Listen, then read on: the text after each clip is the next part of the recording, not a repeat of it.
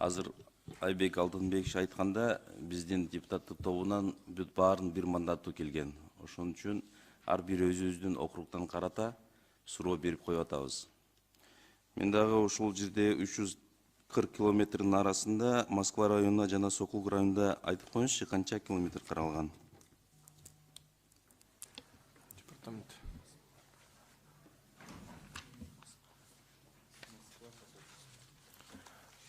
Адистер жооп бере берсеңиздер болот.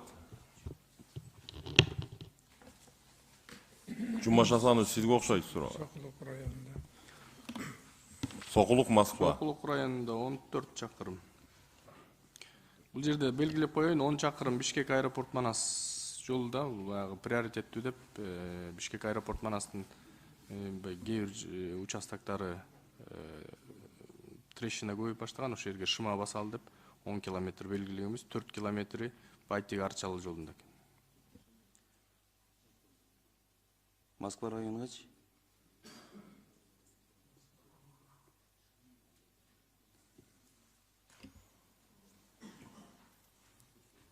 Жумаш Асанович, барбы маалыматыңыз?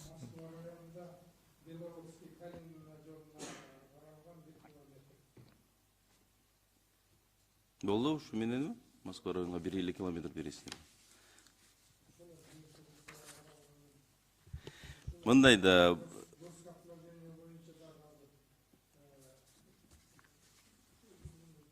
формирование жүрүп атат. Азыр дагы объектилер болуп калса ошол жерге да карап атабыз да, карайбыз азыр. мында өтүнүшүм бар да. Бул жерде биз болгон нерселерди айтып коюшубуз керек. Центральный трассалар бүт байыны Кудайга шүкүр жакшы болуп калды. Элдер баарыны терең ыраазы билдирет. Бирок ички жолдору өтө начар жерлери бар да, алыс жактан. Мисалы үчүн Сокулук районунда Жаңы Пахта деген айылында алар трассадан алысыраак болуп атат. Тиги дыйкандар бүт баарын ошол эле түшүмдөр менен сатышы, логистикасы жок. Жол акыбалы аябай начар экен. Бирок Минтранстын квота боюнча 2 километр жол салып бериди маалым болду. Ошол жерде 2 километр аз экен, дагы 3 километр кошсо жакшы болот да. Ошону өтүнүшүм бар да. Андан кийин Камышановка айыл аймагында дагы карап коюңузчу. Бул жол центральный трассадан өтө алыс да. Бул эң аягында Чүй областынан. И Москва районунда Бештерек деген айыл аймагында 3 километр жол сурап атат. Эмне себептен биздин дыйкандарыбыз булардын түшүмдөрү менен багып атат. Логистика жок болсо, аяктан дагы канча миң гектар жери проблема болуп атат да. Ошон үчүн бул менин сураныч. Сиз Талан Осмонбекович, сизден сураныч, сиз биринчи орун басары болуп өзүңүздүн көзөмөлдөп коюңузчу. Азыр сиз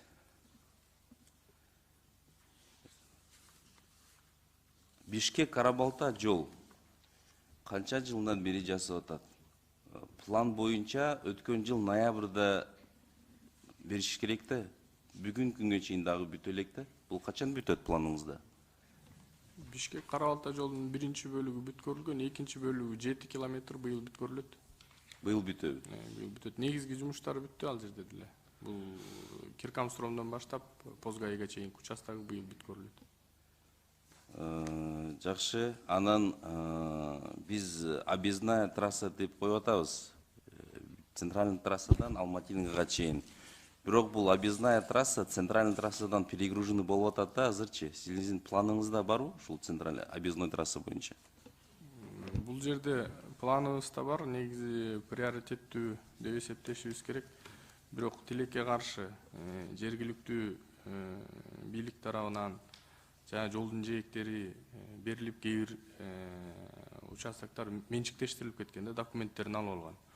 Абдан көп, баш аягы жок баягы количествосын аныкташчы. Комиссия түзүлгөн, иштеп атат, четинен сотко берип атабыз. Биз ошол маселелер чечилмейин, баягы социалдык маселе болгондо инвестиция дагы алып келиш кыйын болуп атат да. А негизи иштер жүргүзүлүп атат. Именно ошо сностор боюнча жанагы жолдун жээгиндеги туура эмес курулуп кеткен объектилер боюнча аябай көп мындай бизге тоскоолдуктар болуп атат да. Бул трасса өтө сиз өзүңүз билесиз, бул стратегический трасса болуп өтө керектүү да. Азыркы убагында дайыма пробка болуп атат, объездной деп атабыз да. Ошон үчүн буну дагы катуу көзөмөлдөш керек. Маалыматта жалпы техниканын санынын 485 техника же анын 31,7% жарактан чыккан делүүдө. Бул жерде мындай суроо да, эмне үчүн амортизацияга каражат бөлүү принциптери колдоно албайт да? Бул жолдор фондунун кирешинен техниканын амортизациясына каражат бөлүнүп турабы? Буга чейин негизи эми ал ошол 30%, бул көбүнчө баягы жылы эскирген техникалар, ошол жерде списогу берилген КАМАЗ, ЗИЛ 80-жылкысы бар, 90-жылкысы бар, 2000-жылкысы бар, көбүнчөсү эскирип калгандар да, жаңылануу аз болгон. Амортизация деп бул ар бир ишканага жасаган жумушуна жараша биз акчаны беребиз, ошол ишкананын жетекчиси ошол ишкана экономикалык өзүнүн негиздемеси менен материалга, зарплатага, амортизацияга жумшайт акчаларын. Ар бир дэүү өзү чечет аны.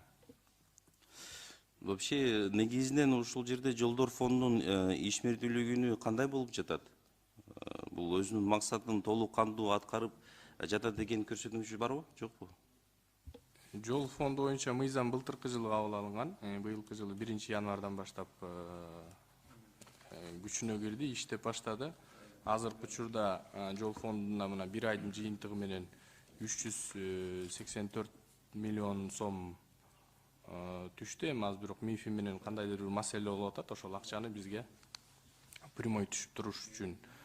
Менин оюмча азыр 1-2 жылда жакшы көргөзгүчтөр болот деп ойлоп атабыз. Биз ошол 1 жылдык планды быйылкыга 3 миллиард 200 миллион тегерегинде койдук. 1-2-3 жылда 10 миллиардка чейин чыгарсакпы деген оюбуз бар. Планыңызда барбы? Да.